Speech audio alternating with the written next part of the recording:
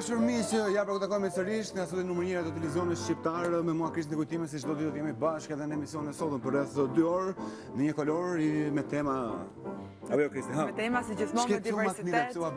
Me diversitet, si Kujtim? Kishte mendje tek fjala E vërtetë, kisha mendje po gjeja muzikën dhe shpesh herë kur ne tashmë kolori është shtëpia jonë e parë dhe më pas kemi shtëpinë tonë të dytë që është shtëpia jonë dhe shpesh herë harron për shembull që je para kamerave dhe ndihesh i lirë, ndihesh tamam si shtëpi. Megjithatë Kujtimi sot është veshur me këtë këmishën sikur na ka sjellë atmosferë plazhe. Ti do duhesh Kujtim? Hawaii, Sigurisht në një oqean e ke vënë piano ke surfi dhe duke luajtur. Edhe mund të vijë. E shoh Erion që pas ka marrë malli për disa pushime.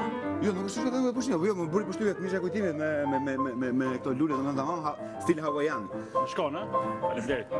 E pra miq të kolorit, për të gjithë ju që nuk na ndiqni dot gjatë gjithë kohës të ekranit radio televizionit shqiptar, tashmë mund ta ndiqni edhe në live stream në rtsh.al, gjithashtu në faqen tonë të Facebookut, emisioni Kolor RTS dhe nuk mungon asnjëherë edhe YouTube-i, një stacioni joni, emisioni Kolor RTS ku janë të gjitha puntatat tona, po ashtu edhe të vitit të kaluar. Ndaj edhe për ju që keni nostalgji ose mall, fare mirë hapni YouTube-in dhe do dalim përsëri na. Mira, do të flasim sot në emision për diskriminimin social, bëhemi pak serioze, do të futemi në temë. Jo, është një temë serioze, diskriminimi social, pasi ndodh shpesh që me shtresat e marginalizuara ndodh një diskriminimi, por gjithashtu dhe diskriminimi social, por dhe diskriminimi pozitiv. Do flasim edhe për këtë pjesë me ekspertë, ata kanë kohë që janë shumë aktiv në shoqërinë civile dhe i mbrojnë të drejtat e këtyre shtresave të marginalizuara. Mi shkojmë bashkë tek paneli për folur pjesën e parë.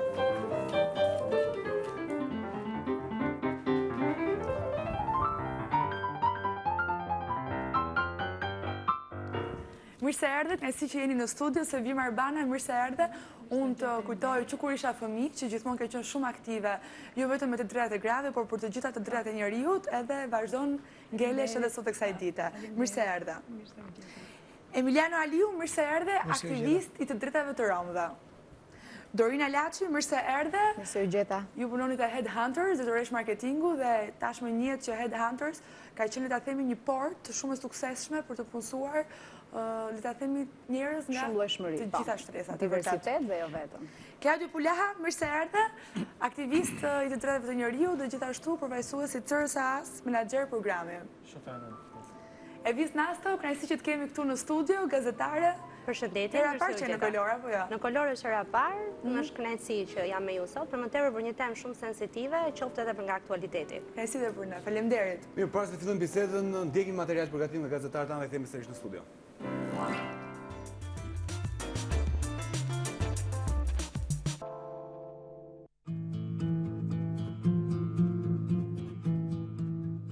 Fjala diskriminim rreth prej gjuhës latine dhe ka kuptimin e ndarjes, bërjen e dallimit, përjashtimit.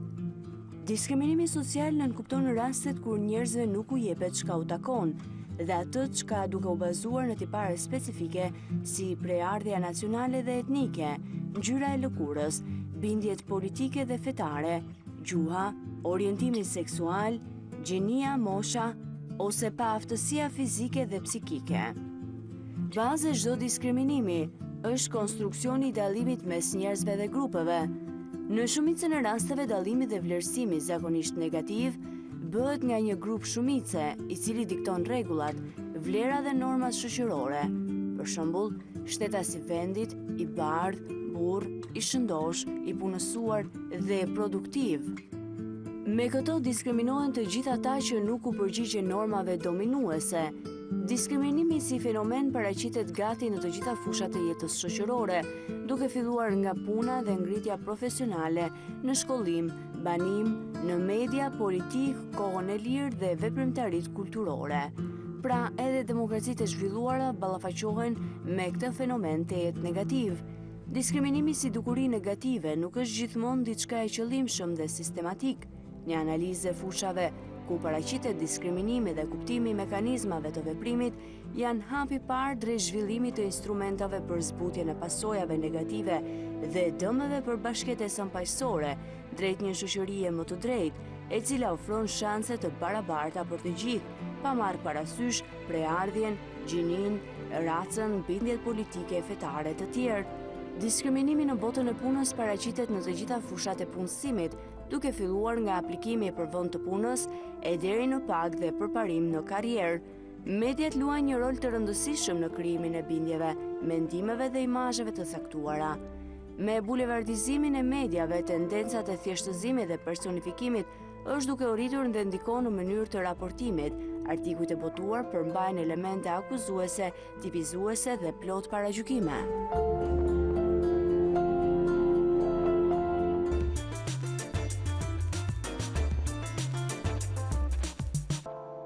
Mirë, me rikthyer sërish në studio pasi ndoqëm këtë material përgatitur nga gazetare Katerina Kostrisa, do të vazhdojmë bisedën në studio. Zonja Arbana, thuaj pak, sa e pranishëm është diskriminimi tek ne? Tani Shqipëria si vend që aspiron një demokraci europiane, që hershëm mbas 95-s ka ratifikuar gjithë ato dokumenta, konventa, kryesisht e para ka qenë konventa për drejtat e njeriut, e cila domethënë flet ndër të tjera edhe për homofobin, diskriminimin, grupet minoritetet e tjera e tjera. Tash si është situata në Shqipëri, duke qenë se ne punojmë në grassroots, në terene, domethënë ku gjallojnë gjithë problematikat, de jure Shqipëria e ndalon diskriminimin. De facto, Shqipëria është një vend që diskriminon. Politikat sociale në Shqipëri janë shumë diskriminuese në krahasim me gjithë vendet e Europës, ku shteti është përgjegjës për qytetarin në kontekstin shumë gjerë të fjalës. Çfarë nuk kuptoj me këtë?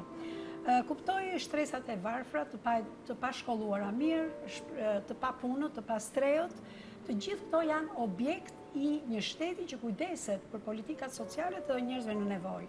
Grupet në nevojë në Shqipëri janë grupet më të marginalizuara. Vazhdojnë të jenë me gjithë politikat, domethënë shumë europiane dhe strategjitë që ne kemi, implementimi këtyre ligjeve dhe politikave është ende në nivelin zero. Unë këtu me gjithë se zotëria që përfaqëson Romët mund të flasi shumë më mirë se unë, por duke qenë se ne kemi vite që punojmë me shtresat në nevojë dhe Romët janë një nga ato të parët, është tipike shtresa më e marginalizuar. Minoritetet janë shtresat më të marginalizuar që në kuptoj këtu edhe njerëzit pa shkollim të dur, edhe njerëzit me aftësi të kufizuar dhe njerëzit që vinë nga terene dhe situata të ndryshme, për këto shteti nuk vëdor. Ne aktualisht kemi 72 familje rome që së shpejti do të shëmben shtëpit dhe se ku do shkojnë këto, asnjë se di. Nga ana tjetër kemi sërish një parlament 25 vjeçar, kur nuk ka përfaqësues të minoriteteve. Domethënë, duhet realisht të flasim për këto dhe unë përgëzoj këtë emision që vërtet marr shkaz nga situata shqiptare, që është një situatë shumë e tmerrshme ekonomike dhe sociale, dhe ne duhet t'i bëjmë vetes pyetjes ku po shkon kjo shoqëri, ku po shkon ky vend, dhe të gjithë ne duhet të kontribuojmë që të flasim për problematikat që janë vërtet pikante në shoqëri, por dhe ndërkohë të bëjmë presionet dhe veprimet e dura për politikë përsi dhe atë politikë zbatuese që janë në shtetet ekzekutive. Emiliano, pse jemi në këtë situatë? Sinqerisht në këtë situatë janë disa faktorë.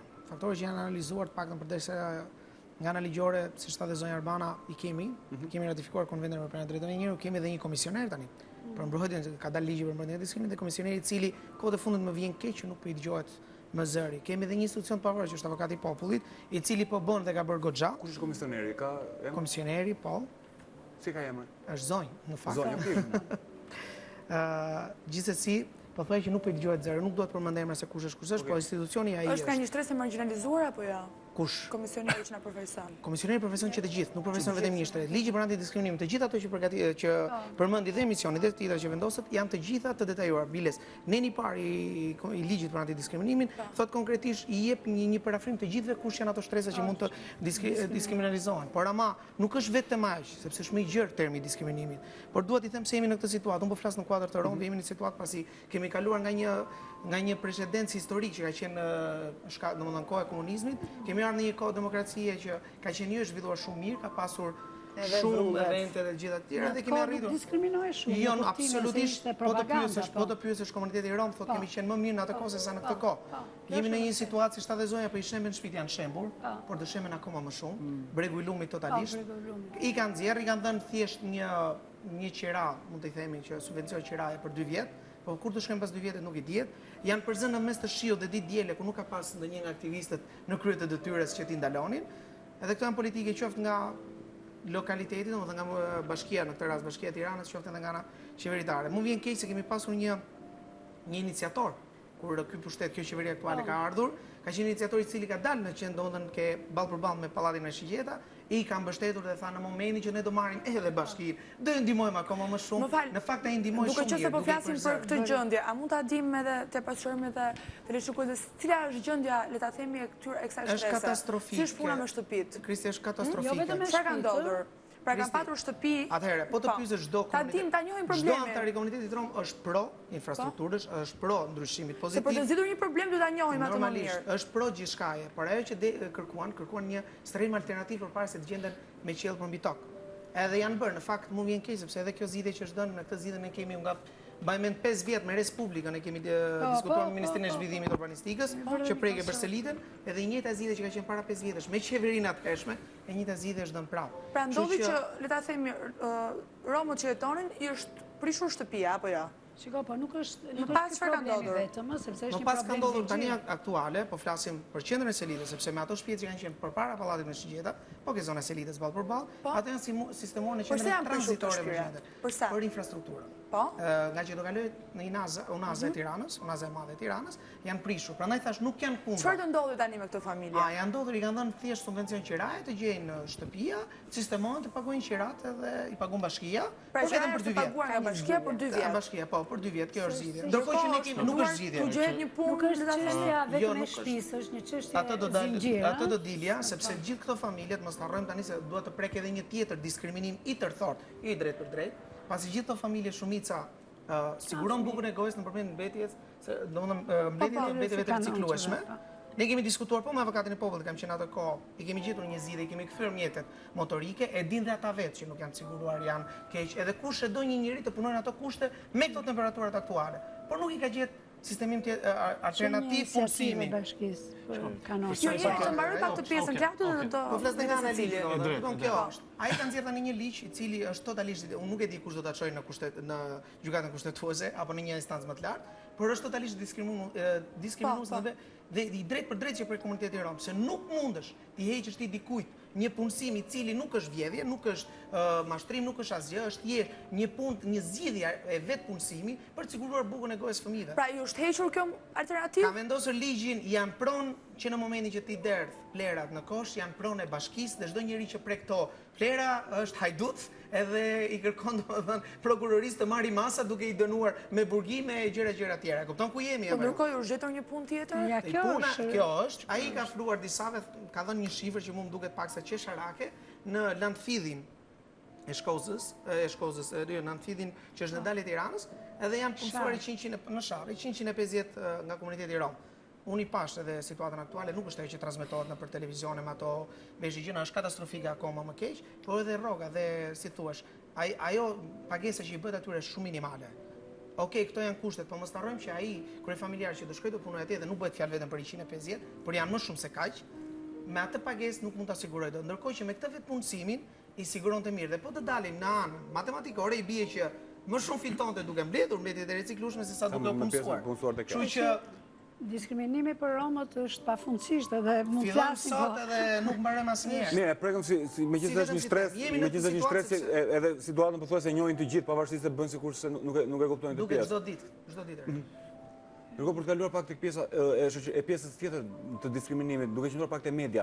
Si paraqitet kjo situatë, kjo kategorinë vulnerabël në media? Si diskriminohet? Në tërësi për kategoritë vulnerabël, nuk besoj se bëhet fjalë vetëm për një kategori të caktuar. Në Shqipëri është pak e vështirë të mos gjesh njerëz, le të themi që i përmbushen plotësisht të drejtat e tyre, madje edhe ne që jemi këtu në një mënyrë të caktuar, në një moment të caktuar të ditës tonë, mund të ndjejmë një formë të caktuar të diskriminimit, jo ndoshta nga ato klasikët apo tradicionalet, po t'i quajmë kështu, por ka forma nga më të ndryshme, sepse për hir të vërtetës, në momentin që ti ke një qasje ndoshta me institucionet, apo kur të duhet marrësh ndoshta në një shërbim publik, aty e shikon komplet kalvarin e gjatë dhe shikon se ku janë të drejtat e qytetarit dhe deri ku mund të shkojë ngritja e zërit tënd. Megjithatë, për të mbetur pak te pjesa e medias, edhe në insertin tuaj me të drejtë theksoheshe që media ka një rol shumë të rëndësishëm. Pra, përpos faktit që ekzistojnë tipologji të caktuara të diskriminimit, që zakonisht janë të lidhura me gjendjen socio-ekonomike të shoqërisë, media ka një rol shumë të rëndësishëm sepse ose mund t'i dobësoj, ose mund t'i përforcoj, mund t'i konsolidoj, le të themi, këto stereotipe. Për hir të së vërtetës, ka shembuj shumë të mirë në cilat ka dhënë kontributin e saj media, i është vënë kauzave të caktuara, por janë kaq të mëdha sa që mund të duket si një pikë uji në një det të madh, dhe ndoshta impakti i ndryshimit është shumë i vështirë që të arrihet në këtë lloj forme. Por nga ana tjetër dhe vetë media, unë jam vetë pjesë e saj dhe jam kontshente që në disa raste bëhet pale diskriminimit, ne vetë kush ka përcjellur edhe aktualitetin e ditëve të fundit mund të ketë ndeshur me mënyrën se si menaxhohen ndonjëherë lajmet, që ndoshta theksohet më shumë pjesa sensacionale se sa pjesa informative. Ndoshta mungon ajo follow-up, pjesa e ndjekjes së lajmit, e analizës, dhe limitohet thjesht në një raportim. Ose nga ana tjetër mund të themi që mungon edhe pjesa e evidentimit, le të themi, të problematikës në thelbin e saj. Pra, merresh me gjëra si përfaqësore dhe humbet atë që është edhe brendia e lajmit e historive. Këto janë raste kur media e kalon shumë i lehtë ai pragu, ajo ndarja midis të qenurit të drejtë dhe të qenurit ish drejt, po të themi. Duke qëndruar pak te kjo pjesë, pse shpeshherë media merr përsipër të bëjë, le të themi, një gjyq publik dhe jo të përcjelljen e lajmit? Po pra, kjo është ajo pjesa ku gabon, pjesa sensacionale. Pse ndodh kjo? Po ndodh kjo sepse sensacioni është një nga elementët që automatikisht klikimet, shikueshmërinë, ndoshta kjo është më prototip, le të themi, te mediat sociale në internet. Skupet mediatike pranojnë, janë akoma edhe më të se ka edhe një lloj filtri, për të mos thënë që në media sociale mungon filtri totalisht, secili ka të drejtën që të thotë mendimin e vet, me një share link të një lajmi të caktuar ti vën komentin tënd aty sipër, domethënë mungesa e filtrave e bën pak të vështirë menaxhimin e të tërës, edhe më shumë ndikon negativisht se sa pozitivisht. Si shikon këtë pasqyrën mediatike të, le të themi, për këtë lloj shoqërie, për këtë pjesë ose për njerëzit të cilët janë të diskriminuar? Shpeshherë duket sikur i bëhet edhe gjyqi në këto, po themi, për portale, sepse ndoshta media vizive është pak më e tërhequr, më e kursyer në lajm. Unë do të thoja, duke përfaqësuar kompaninë e punësimit, unë do ta shikoja pak më së brendshme situatën, sepse ne i prekim të gjithë ata që kanë nevoja për të punësuar. Qofshin këta në pjesën e diskriminimit, ata që diskriminohen, të themi, apo dhe pjesën tjetër. Ne kemi bërë shumë herë sondazhe, ne kemi bërë shumë herë intervista, për sa kohë jemi kompania e punësimit. Ne i kemi parë, i kemi prekur, i kemi pyetur, u kemi bërë dhe trajnime këtyre grupeve, madje kemi bërë në fund të nëntorit, në dhjetorën e kemi bërë, sepse The Headhunter ka themeluar dhe Fundacioni Rini Albania, ku është ngritur enkas për të rinjt e grupeve të diskriminuese. Një nga këto ka qenë edhe grupimi rom në Berat. Ju kemi trajnuar, i kemi parë. Ata nga një herë janë edhe pak të stepur për të dalë në tregun e punës. Ata janë edhe pak të stepur, janë edhe pak të trëmbur që a do qasem, a do pranohem, a do intervistohem, i të gjitha a do intervistohem. Sepse është njerë dhe drejtë të thënë nuk po shkojmë të aplikojmë, sepse nuk do na marrin në punë, është e kjo? Kemi pasur trajnime mbi grupimet LGBT këtu në Tiranë, ku përsëri na kanë thënë të njëjtat gjëra, ku ndoshta vjen edhe vetë kjo, vetë do thuash autodiskriminim, por nuk është në një farë mënyre. Sepse janë faktikisht një pjesë, të jemi realist, mos ta themi pjesën që ata nuk i qasin, ata nuk pranohen automatikisht dhe ata nuk intervistohen, sigurisht që intervistohen. Një pjesë e tyre. Jam shumë dakord te kjo pjesë, por nuk mund t'i përfshijmë të gjithë në një kategori, për shembull, LGBT, pjesën e romë, pjesën e tyre, sepse të gjithë kanë halla specifike për punësimin, nëse nuk besoj se një rom për shembull diskriminohet njësoj se një person LGBT për punë. Absolute. Gati një lloj. Eksperienca që kemi ne na gjithë me specifikën e vet, po u siguroj që edhe ai që ka një nivel më të ulët ekonomik diskriminohet. Madje ai nganjëherë dhe nuk shkollohet për të kaluar në hallkat e tjera të jetës, që deri në fund që është edhe punësimi, që është një gjë shumë e rëndësishme.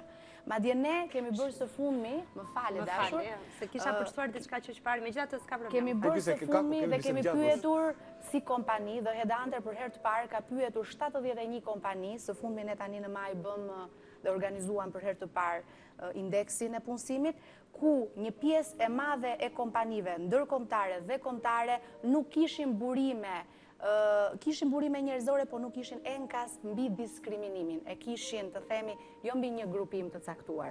E kishin përgjithshëm. ne, kanë thënë drejtorët e burimeve njerëzore, i qasim, i pranojmë, nuk i dim si janë, çfarë janë, nga vinë, nga cili grupim vinë, por nuk ishin politika enkas të ndërtuara Nuk kanë për të politika, po qenë nuk i pranojnë.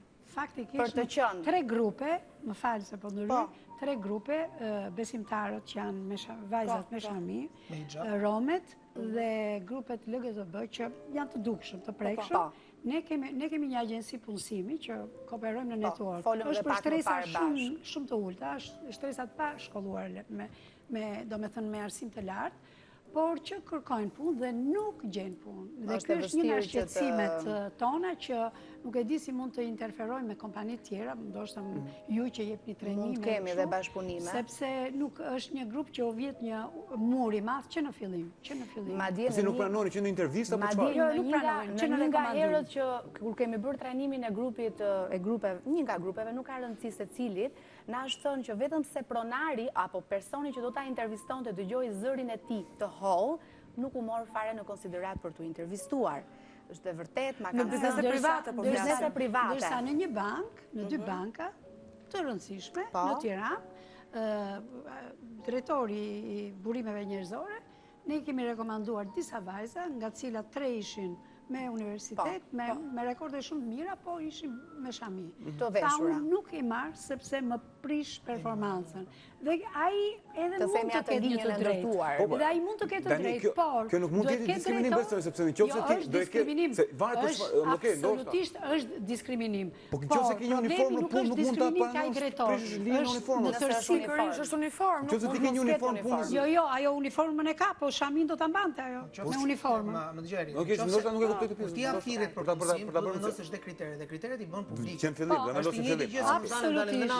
Absolutisht. Nuk mund të aplikoj. Jo, mund s'jam dakord as me këto kritere, se dhe kriteri është një formë diskriminimi. Kriteret është shumë mira. Kriteri është një formë diskriminimi. Është një formë diskriminimi fundit. Shiko, ne të paktën në vende ndryshme të botës kur ti bën një oftime për punë, nëse ti vendosh nuk e marrë kriter mosha ose diçka, ti dhe mund të diskriminohesh. Madje mosha vërtet është një kriter që nuk duhet të shënohet mosha. Kene gjithë kriteret për punë janë me eksperiencë deri 25 vjeç. Se kur të bësh eksperiencën? Klaudio, i rastisur me raste të tilla? Deri të ndërhyj edhe këtë parte. Jo, unë po e dëgjoj gjithë situatën. Tani ke gjithë momentin për të. Jam shumë dakord me zonjën parafolse për sa i përket rasteve specifike që kemi të diskriminimit. Dëgjova Emilianon që me të drejtë neve si CRCA punojmë gjatë gjithë kohës në komunitetin rom, kanë specifikat e veta, ka diskriminimin e vetë, por një sër arsyesh, dhe arsyeja më kryesore që ne mendojmë është që komunitetin rom, dhe specifikisht edhe familjet e Selitës, dhe ka dalë një dokumentar shumë interesant para 2 javësh, Selita që ekspozonte të gjithë nevojat dhe gjithë situatën e komunitetit rom dhe theksoi vërtet diçka që nuk dua të ngelem shumë tek komuniteti rom, por që ashtu siç edhe Emiliano tha, nuk mundet që shteti ose kushdo qoftë të mund të nëpërkëmb një komunitet të caktuar për shkak të mungesës së dijes. Mua mund të më thuash, mund të vishet të më thuash që shiko, sepse do të t'jap 2 vite qera edhe kjo është e mjaftueshme për ty.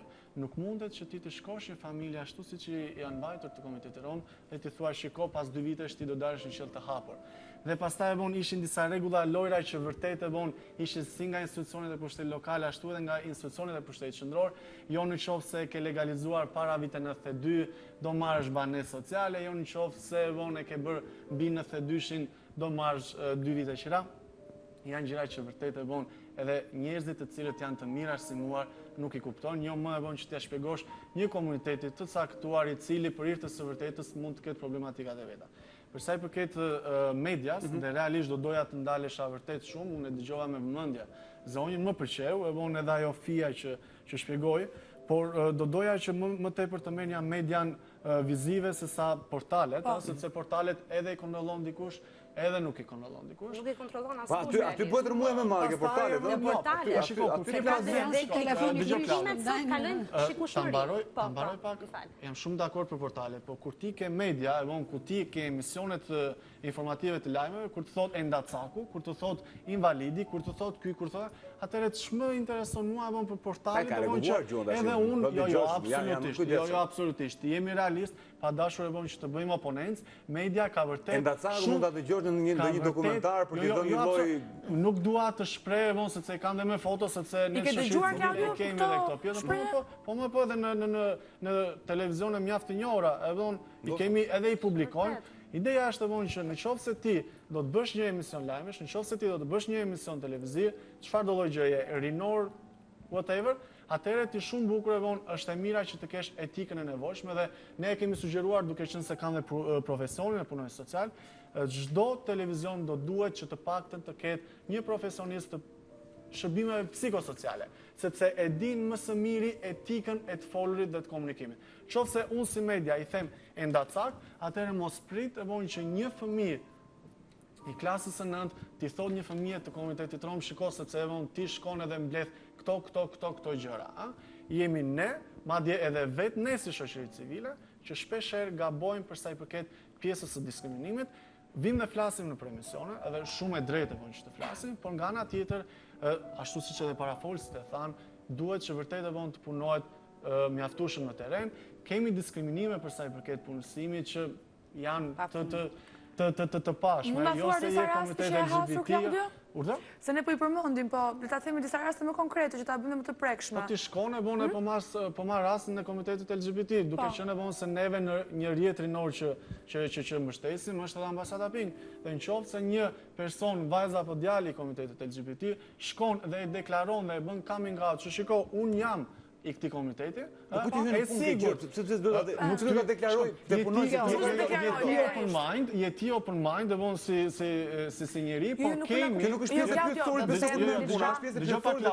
Jo, nuk është. Shiko, tani dhe nuk është e drejtë në burim për nga Jo, nuk është e jeta personale është jetë personale. Sepse asnjë person të komitetit rom nuk mund ta pyesë çfarë. Disa pozicione pune, i nifet e drejta, punëdhënësit kërkoj disa të dhëna. Në disa pozicione pune, i lind prandaj thash po preferencën është një një Shiko, mua më ka ndodhur në një program shumë madh me fëmijët, ai e pyet, sepse ka disa të dhëna prindërit nuk duan që të ketë gay ose lesbike atje. Ne na ka qelluar dhe programet huaja në Shqipëri na ka qelluar, por pjesa e preferencave seksuale zakonisht nuk pyetet edhe nuk, po ka njerëz që janë kompani mund të jetë edhe në duke që mund të jetë i shfaqur. Në çfarë duke, Claudia? Po shikoj sepse ka persona dhe nuk janë të gjithë, sepse nuk duam të përgjigjsojmë, po mund të ketë person nga komiteti LGBT, siç mund të jenë transseksuale, të cilët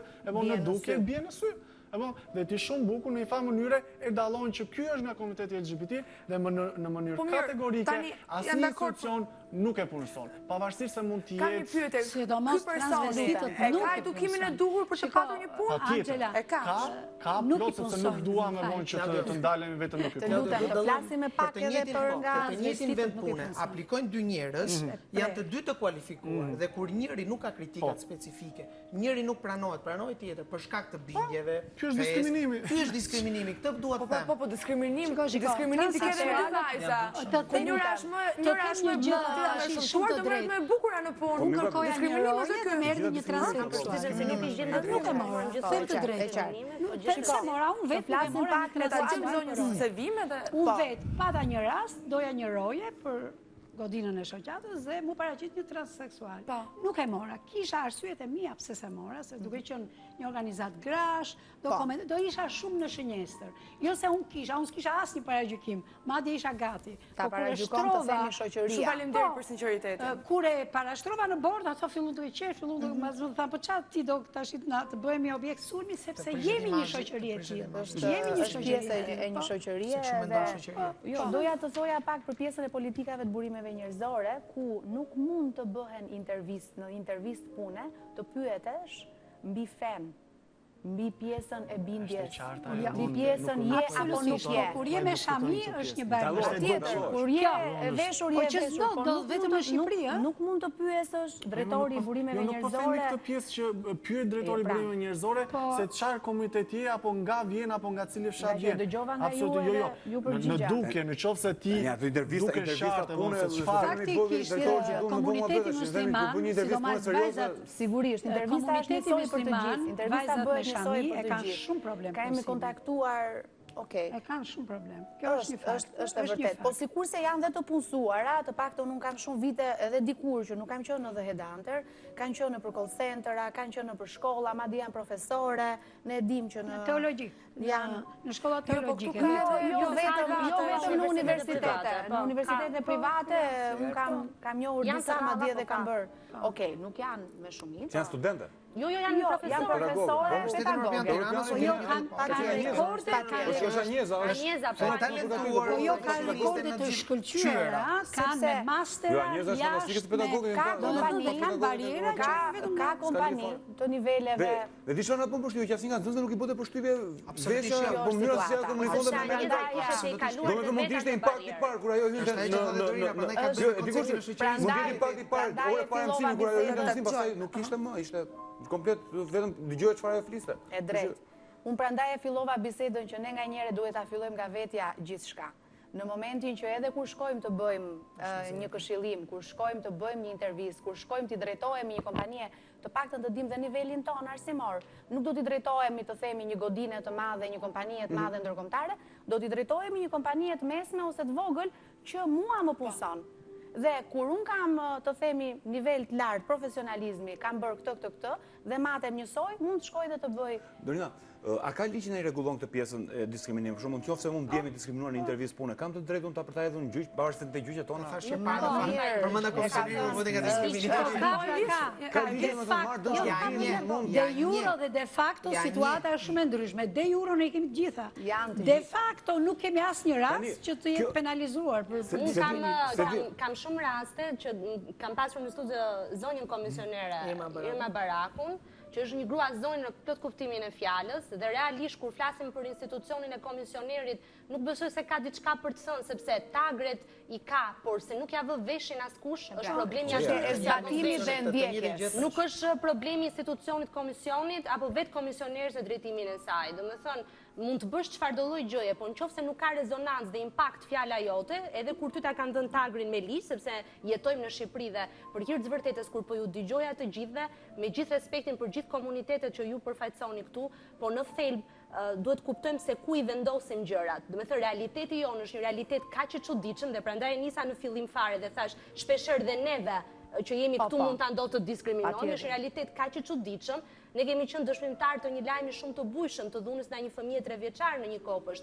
dhe ishte një lajm që sigurisht edhe aty brenda ka kritikat e veta për median dhe unë vetë mund të kem kritikat në raport me ruajtjen e konfidencialitetit, qoftë edhe të dhunueses apo qoftë të dhunuarit, se dënohet veprimi dhe veprimi nuk ka fytyrë, nuk ka emër, është akti në vetvete është fenomeni që është i dënueshëm. Po ju bëj gjyqin publike pa dalë akoma. Domethënë edhe aty media ka të pjesën e vet për ta lidhur pak me dialektash, gjithsesi cili jepi Cezarit atë që i takon Cezarit. Do ndodhte në botë rast të tillë. Ama edhe në botë, se ne nuk kemi të përdeshëm.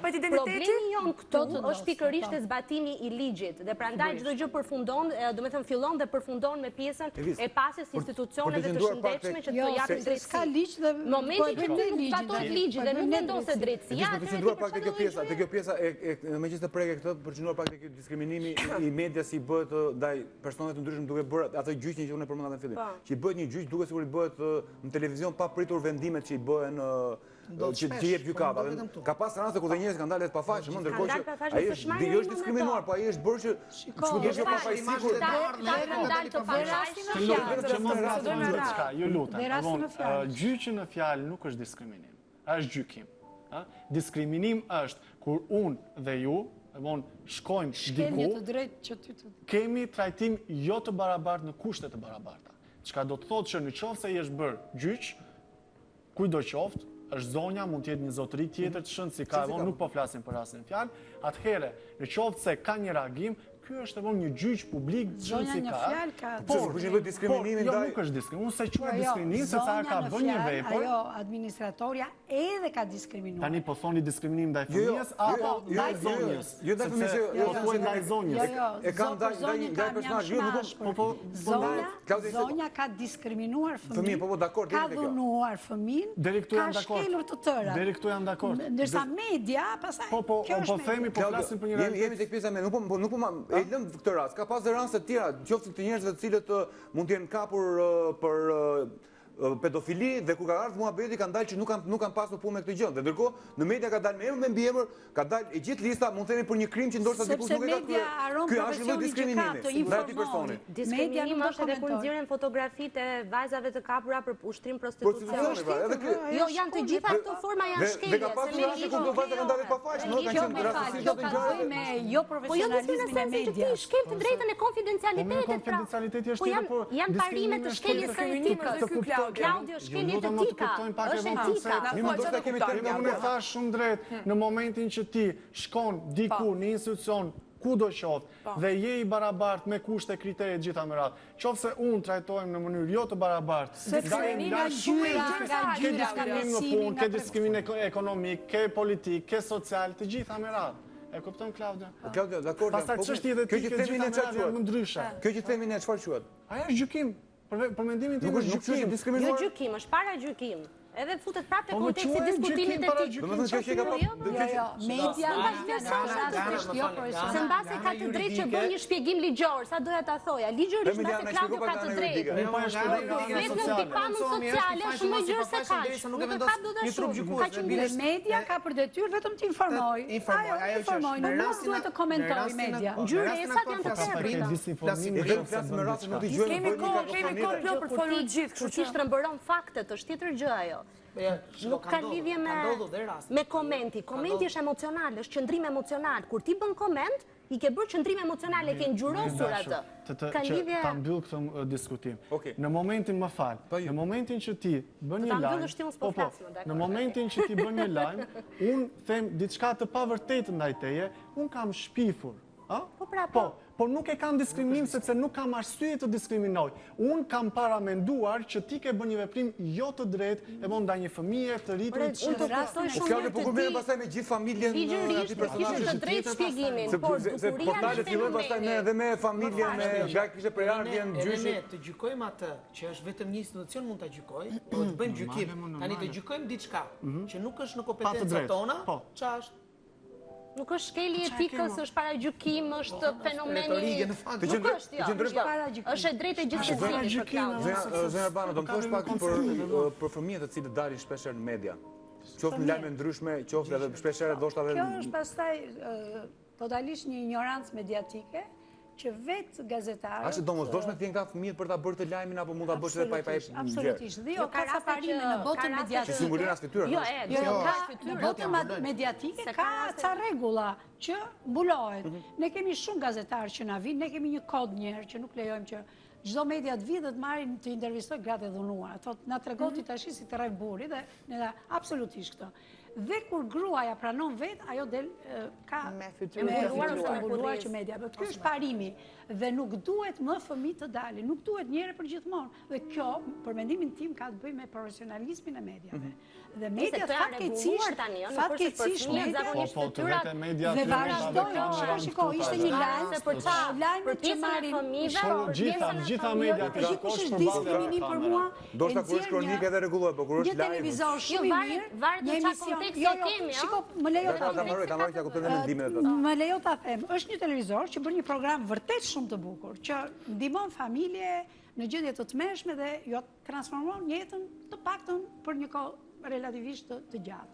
Dhe çfarë bën? Shkon nxjerr gjithë familjen dhe fëmijët, sepse pjesa më prek se janë fëmijë, shikosh fëmijë të uritur, të zhveshur. Dhe i nxjerr. Për mua ky është jo diskriminim, po është vërtet të shfrytëzosh ti si gazetar, po shfrytëzon një gjë për të bërë një skupin tënd mediatike e çon në maj. Sa i fëmijë nesër mund të rritë mund bëhet dikush dhe ndoshta si pëlqen këtë atë imazh diku. Duhet i thot stop. Që edhe ne se nesër ky rritet. Bëhet dikushi. Dhe e apërdorin, sepse ka ndodhur kjo, i rikthejnë këtyre historive. Dhe varfërinë asnjëri nuk e do. Dhe nuk është krenar që ka qenë i varfër. Prandaj duhet ka zgjedhur të jetë për as ka zgjedhur. Eksakt. Domethënë këto janë disa raste që media përdor fëmijët, qoftë edhe në rrugë. Ka fëmijë që janë drejta. Jo për të bërë. Nuk kemi këtë diskriminim, po jemi për fushat të drejtave. Jo, edhe mund ta diskrimitojmë me kolegë, më falni, me kolegë ne kemi bërë se kishte ndodhur shumë shpesh termi tendacak, cigan, harixhi, gabel, kemi marrë 4, kanë qenë me European Roman Rights Center, i kemi çuar në Maqedoni për një trajnim 4 gazetarë që ishin më spikatur, që flisnin dhe në televizione live, e kemi marrë dhe sinqerisht kam deri kënaqur kur kolegët tuaj kanë thënë Emilian sa të paditur pas kemi qenë drejt komunitetit. Absolutisht. Kështu që ajo që unë propozoj, edhe nuk mund t'i vej faj dikujt në këtë rast për shembull Erioni, nëse Erioni nuk di, nuk është i ditur në atë fushë, edhe fillon të flet sipas stereotipeve ose një backgroundi i cili nuk është lindë detyrimi, se do thotë lindë detyrimi jon, në fakt është mirë që duhet të ketë një etikë dhe është një etikë jo vetëm në gazetari, duhet të ketë etikë në çdo lloj vendi pune. Prandaj firmos atë etikën ose rregullore brendshme që ne themi, që duhet të para se ti të aplikosh, po flas në rastin e gazetarëve, të aplikosh ti duhet të njohësh një bazat kryesore. Veshja, komunikimi, të njohësh etikën, rregullat e brendshme, procedurat e ndryshme. Kështu që ka një sër gjërash që mos të lutem vetëm për ta sqaruar pak të çështjen e media, se unë e kuptoj duke qenë se ka një pushtet shumë të madh që vjen nga vizibiliteti, nga të bërit publik të gjërave. Është pushteti 4 dhe sigurisht që ka mundësinë edhe të rregullojë sikur se thash dhe të ndrejsh, dhe automatikisht shndrohet në tabel qitje, po të themi, për çdo lloj gjëje dhe për çdo lloj situate. Tani nuk është se dua të bëj avokatën, po dua t'ju tregoj pak juve që punoni në fushat tuaja dhe ndoshta shikoni vetëm pjesën e dritave të medias, shikoni këtë skenën ku ne jemi ulur këtu dhe nuk shikoni ndoshta përditshmërinë e punës. Jo, absolutisht. A ne shikojmë grasë, mendoj që çdo njeri ka të drejtë, edhe Klaudion e dëgjova me shumë vëmendje dhe falenderoj për vëmendjen që më kushton tani. Ideja është kjo që në momentin që flitet për media, duhet kuptojmë që kemi stafe gjithnjë më të vogla në të gjitha llojet e mediave, ku mundohet që një person të mbulojë disa fusha, mungojnë gazetarët e specializuar, mungojnë personat të cilët i përkasin profileve të caktuara, dhe arsyeja nuk është për shkak të zgjedhjes së gazetarit. Arsyeja është për shkak të zgjedhjeve të atyre që janë. Jo, dakor, si qytetar, sigurisht çfarë do para 3 javësh me justifikimin. Po ju tregoj panoramën, sikurse ju e shpalosë panoramën, të lutem ta përfundoj. Vetëm ta përfundoj, për të treguar gjithë situatën. Janë vështirësi ekonomike, financiare të personave të cilët duhet të ushqejnë më të shumtën e rasteve vetëm me pasionin e tyre për punën, sepse ka raste që nuk marrin as pagën e tyre. Tani kur vjen, jo, i dimë edhe këto gjërat, por kur bëjmë analizën, marrim direkte pozicionin, tani kjo duhet kuptuar, sepse çdo shkak e ka një pasojë. Punësia e dobët e raportimit dhe mungesa e respektimit të rrugës. Shikoj, ke gabim, por dakord pra diskutojmë për një gazetar do ta ajë ushqim, apo do ta ajë bukë. Ai është fëmijë, e mon mes të rrugëve ti bën kjo që thua ti është tjetër nuk të tregoj lidhjen shkak pasojë, po situata e dobët, kjo s'ka lloj e raportimit ka të bëjë me gjendjen e ulët të nuk më intereson mua më si qytetare si Kjo është vërtet si drita e diellit, se mund flasim sa të duam, por kjo është e vërteta. Kjo është situata. Çfarë nuk i pëlqen atë bisedë? Çfarë nuk i pëlqen atë? Totalisht, shiko, unë si qytetar, si teleshikues, si njeri që rris fëmijë, që aspiroj një jetë tjetër, një shoqëri tjetër me antidiskriminim, me barazi, me zhvillim e tjerë, mos më duhet mua fare, këto janë problemet e brendshme televizorit dhe ti zgjedhja ai bosi që ka bërë televizorit. Unë jam i ndinjuar para 3 javësh në një televizor shqiptar kam parë një dokumentar që ishte shumë i bukur, por target ishin gjithë fëmijët që lypnin në rrugë. Dhe kishte marrë portrete. Unë si profesioniste jam indinjuar sepse unë nuk dua të shikoj problemin, por nuk dua të shoj surratin e fëmisë atje se më vjen shumë keq, sepse ai fëmia është viktima. Dhe regjizori, gazetari, kryetari televizorit nuk e di kush, kish luajtur tërkohën me fytyrat e fëmijëve. Kjo është e papranueshme. Nuk ka mitja në botë. Dhe kjo mua nuk më intereson ajo që theti rrogat, sepse po çe për rrogat, në shoqata punojnë vullnetar, pa para, pa projekte, por kur më vjen vullnetari, ka tjetër koncept shoqata. Kur më vjen mua punon një psikologe, vjen një psikologe, punon në shoqat, punon pa para dhe punon vullnetarisht. Punën ajo e bën një lloj me të njëjtin profesionalizëm. Nuk merr asnjë para. Këto janë marrëdhënie. Ju i keni thënë psikologës që do paguash edhe se keni paguar apo që keni ditë që do e ndryshon situata këtu pastaj se ju angazhohen në punë dhe nuk mund të bësh apo profesional, nuk mund të bësh apo profesional, sepse nuk ka përmirë të rishur. Unë nuk justifikoj mungesën e profesionalizmit, po dua të tregoj realitetin në të cilën punoj që pa mangshmërish me gjithë dëshirën të kushtozon në përditshmërinë e gjithë secilit. Kjo është e vërtetë. Pastaj se si ne lexojmë na vjen mirë, na vjen keq, pastaj edhe për median ka edhe institucione që janë përgjegjësa. Sigurisht janë përgjegjëse. Është ama është autoritet që merret vetëm me të drejtën e respektimit të. Ama merret edhe nëse se ke vënë plus 18 apo minus 18. Jo, ama ka problema i pasaj. Është problema i pasaj. Këto fytyrat nuk i ka pa. Është problema i pasaj. Si ka kapur ndonjëherë Po mirë, është problem dhe për ne, është problem dhe për ju, hajta zgjidhni. Jo, e di pse them për këtë gjë, më fal se kanë ndërprerë dhe ju kërkojnë ndjes. Dua vetëm të tregoj këtë gjë që gjithmonë, nëse ti nuk ke një reagim dhe reagimi mbyllet në nivele qarqe të vogla, atëherë media nuk e ndjen peshën e përgjegjësisë. Se neve ngelemi dhe limitohemi në bisedat tona, nëse institucionet të ngarkuara me ligj për të drejtën që të shikojnë kur shkelet dhe kur nuk shkelet, qoftë etika, qoftë kodi deontologjik, nuk veprojnë, atëherë media nuk e ndjen mbrapsht ato që i vjen kur e ka shkelur, kur e ka kaluar Unë e mbështes se me gjithë mendimin që ka, ashtu siç e tha edhe Emiliana, ne si shoqëri civile, si organizata, kemi në dorë vetëm kaq që në një farë mënyrë, duke patur ekspertizën e etikës të gjitha më radh, të mund t'i fuqizojmë gazetarë të ndryshëm. Neve kaq mund të bëjmë. Kjo është gjë shumë pozitive. Të bëjmë presion për sa e përket. Por gjëra të tjera, tani, siç thot populli, unë do t'jap mendjen time, edhe të jap gazetarit edhe hajt. Po tisha ashtu, do ishim tjetër ku, nuk do ishim ke vendim maksit. Nuk do ishim këtu. Kështu që ne i respektojmë se kemi goxham kolegë miq gazetar, kështu që do të kaloj pak tek pjesa e përdorimit të fjalorit në media, atë që përmendi pak edhe Emiliano, shpesh që përdoren terma të cilët nuk janë shumë të mirë për të përdorur dhe normalisht dihesh i diskriminuar. A duhet çfarë duhet bërë për të marrë masa për të parandaluar ato, sepse normalisht Emiliano thanë morëm 4 gazetarë çuan për trajnim, por nuk është dashur profesionalizmi. Më saktë, kjo pjesa e medias i përket më shumë zonjushës, e cila po flisë deri tani, unë jam më shumë tek pjesa. Jo, unë thash, pjesa më është opinion, por tamam është opinion, sepse e lidhin bashkë me pjesën e punësimit, do të komunikojmë. Jo, nuk ka problem, po në pjesën e profesionalizmit do vijoja çfarë bisedash po bëheshin, se ti je profesionist, nuk do të thotë që paguhem pak, okej, në fund fare ne shkojmë në punë për t'u paguar mirë kur ne rritemi profesionalisht. Por pjesa edhe aq më tepër që e kemi pranuar. Në momentin që e kemi pranuar dhe kemi pranuar të jetojmë bashkë me këtë grupimin, do të thotë që unë do ta bëj punën time në mënyrë perfekte sikurse edhe të tjerët. Dhe duhet jem profesionist deri në fund. Se çfarë më ndodh mua, se çfarë probleme shkam, a jam i smur, a s'jam i smur, a çfarë kam përreth meje, a çfarë ka ndodhur me drejtorin, se unë po flas në këndvështrimin e burimeve njerëzore, ndaj kam ardhur këtu, për këtë nuk kam pse teleshikuesit në rastin e medias, apo një artikull, apo një kronik lajmesh, apo të tjerët që më shohin teleshikuesit, të më kenë mua për borxh, të shprehem dhe të them çfarë të dua unë. Jo.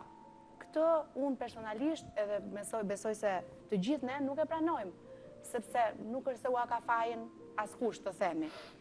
E dyta, pjesa e medias, sigurisht që duhet jemi shumë të kujdesshëm se çfarë themi, se çfarë shkruajmë, se çfarë debatesh bëjmë, kujt ne na shikojnë. Ka influencë madhe në publik, Ne na shikojnë tani, vetëm tani që jemi, nuk e di çfarë po nxjerrin, çfarë po themi, mbajmë përgjegjësinë mbi ato që bëjmë.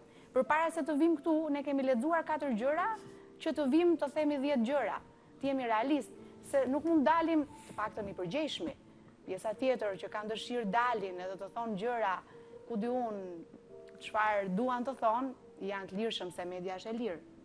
Medion e kemi... Media është e lirë, prap, jeni në teori, jeni shumë mirë deri tani. Jo, nuk është çështje teorie. Është e lirë, pra çdo njeri nuk të pengojnë dy zotrin përballë që kemi për të shprehur, se ka shumë gjëra që te i kalohen pikërisht është e dëmshme. Liria ka një kufi dhe liria, shkon deri për të bërë dëm dhe jemi të lirë vetëm për të ndikuar negativisht në këtë pjesë. Se për të pasur lirin për të trajtuar, po pra shumë e drejtë. Prekur mua si kjo është aksiomatike. Absolutisht. Si mund t'i shmangim këtë pjesën e diskriminimit media me anë të komunikimit, folurit, duke përdorur këto terma që janë jo komode. Konkretisht, unë jam ndier pak se i privilegjuar pasi kam shumë shoqëri në për televizionet të ndryshme edhe kanë qenë aq profesionalistë sa që në disa raste kur nuk kanë kuptuar një diçka apo mos bënin ndonjë gafë profesionale, siç nga ndonjë një intervistë 30 minutë që ka thënë Emiliano nuk di shumë. për komunitetin. Kam vetëm 4 pyetje. E thash po merak se bëj vetë gazetari, domethënë si tip autodidakt. Por ama. Po kjo është shumë profesionalizëm. E di sepse ajo duhet të ulet, aty do të. Tash ai ka treguar emon që jam pak këtu e bën. Jo, kjo është të jesh i ndershëm dhe i sinqert në raport me ata. Duhet të kuptojmë se pse ka arritur ai deri aty. Po më mirë të tregosh shumë Jo, shumë e drejtë. Kjo ishte gjëja e parë, por ta shikoje në intervistat e tjera me komunitetin rom, ishte totalisht e hapur, totalisht e mirë informuar dhe kishte marrë.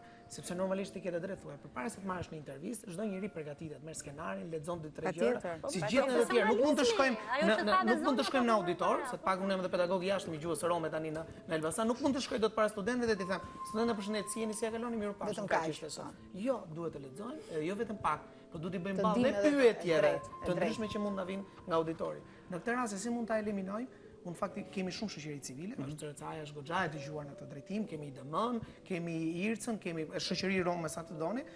Unë konkretisht jam i hapur se po punoj me studentë. Çfarë bëhet kundër diskriminimit me këtë shoqata? Të jap vetëm pak pyetjen e Erionit. Ne kemi filluar me ca praktika me televizionin shqiptar, me televizionet e tjera, ku kemi vendosur të rinj nga komuniteti rom dhe egjiptian me praktika, por nuk ishte thjesht që vetëm studentët të mirnin, por edhe të jepnin. Mund ka ndodhur personalisht kur kam punuar tek OSB-ja.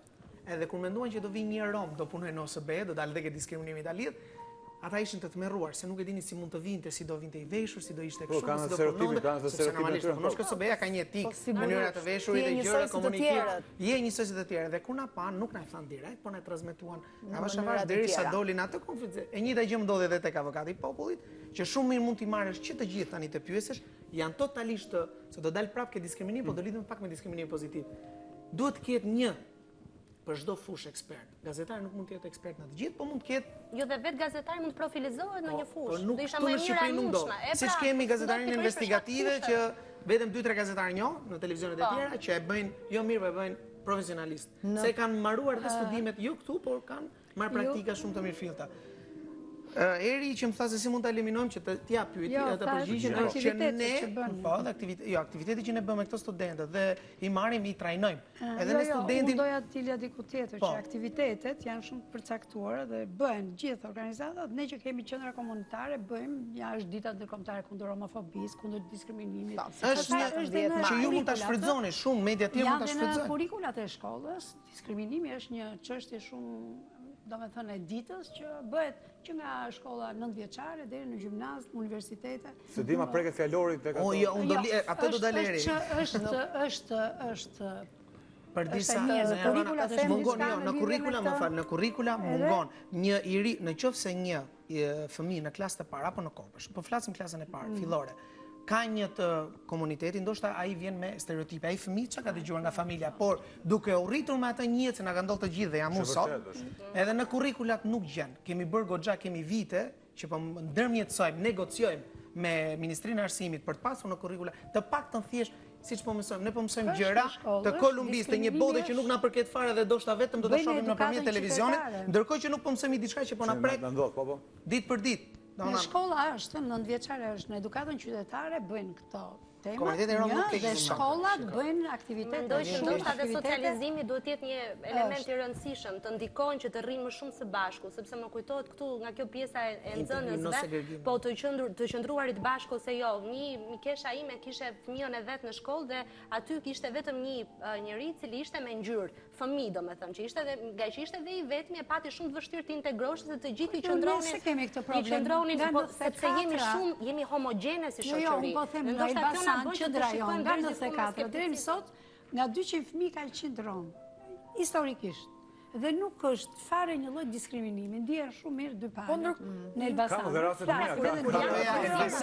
Elbasani është rritur me komunitetin, ka mësuar duke parë ato fëmijë. Kështu që ideja është të thoya diçka, shoqatat janë të shumta, le ta themi, dhe ka dalë edhe nami që marrin shumë fonde për aktivitete të ndryshme, fonde mira eurosh. Këto fonde ku shkojnë kundër diskriminimit? Në lidhje me kundër diskriminimin. Qa bëhet? A bëhet sa duhet? Okej, trajnime të ndryshme, po çfarë janë këto fondet? Të shpjegoj diçka, duke qenë se vim nga shoqëria civile. Tani, normalisht çdo organizatë e shoqërisë civile ka fokusin e vet. Neve aktualisht si CRCA jemi duke zbatuar një iniciativë që titullohet Çdo fëmijë në kopsht. Është viti i tretë. Dhe fokusi jonë kryesor, domosdoshmërisht është e vonjë që të është në bashkëpunim me shoqata të tjera, me sa kam informacion. Patjetër, edhe me shoqata të tjera, edhe me institucione të ndryshme të pushtetit lokal, edhe qendror.